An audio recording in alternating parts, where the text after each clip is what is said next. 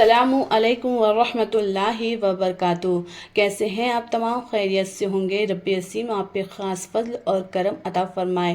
آج ہم حضرت صدیق اکبر رضی اللہ تعالیٰ عنہ کو جو خواب دکھا تھا اس میں کیا بتایا اور اس کی تعبیر کیا تھی اس کے متعلق جانیں گے۔ چلتے ہیں ویڈیو کی جانب۔ حضرت صدیق اکبر رضی اللہ تعالیٰ عنہ اسلام لانے سے پہلے بہت بڑے تاجر تھے۔ آپ تجارت کے سلسلے میں ملک شام میں تشریف فرما تھے کہ ایک رات آپ نے خواب میں دیکھا کہ چاند اور سورج آسمان سے اتر کر ان کی گود میں آ پڑے ہیں۔ حضرت صدیق اکبر رضی اللہ تعالیٰ عنہ نے اپنے دونوں ہاتھوں سے چاند اور سورج کو پکڑ کر اپنے سینے سے لگایا اور انہیں اپنی چادر کے اندر کر لیا۔ صبح اٹھتے ہی آپ کو یہاں خواب بہت پریشان کرنے لگا کہ اس کی تعبیر آخر کیا ہے، تو آپ نے وہیں پر ملک شام میں ایک راہب کے پاس پہنچے اور اس سے اس خواب کی تعبیر پوچھی۔ راہب نے پوچھا کہ آپ کون ہیں؟ آپ نے فرمایا میں ابو بکر ہوں، مکہ کا رہنے والا ہوں۔ راہب نے پوچھا کون سے قبیلے سے ہیں آپ؟ فرمایا بنو ہاشم سے۔ اور ذریعہ معاش کیا ہے؟ فرمایا تجارت۔ راہب نے کہا تو پھر غور سے سنو اپنے خواب کی تعبیر۔ نبی آخر الزماں حضرت محمد صلی اللہ تعالیٰ علیہ وسلم دنیا میں تشریف لا چکے ہیں۔ وہ بھی اسی قبیلہ یعنی بنی ہاشم سے ہیں اور وہ آخری نبی ہیں۔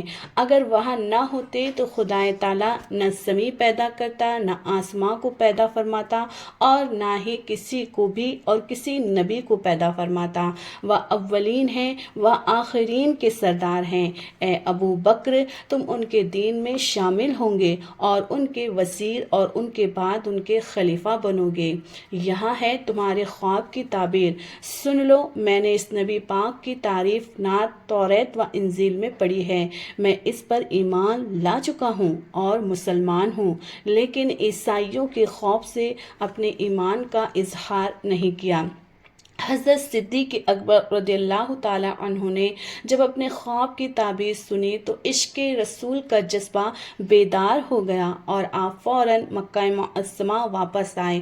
حضور صلی اللہ تعالیٰ علیہ وسلم کی تلاش کر کے بارگاہ رسالت میں حاضر ہوئے اور دیدار پر انوار سے اپنی آنکھوں کو ٹھنڈا کیا۔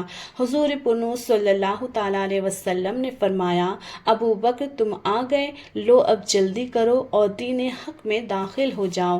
صدیق اکبر نے عرض کیا بہت اچھا حضور، مگر کوئی معجزہ تو دکھائیں۔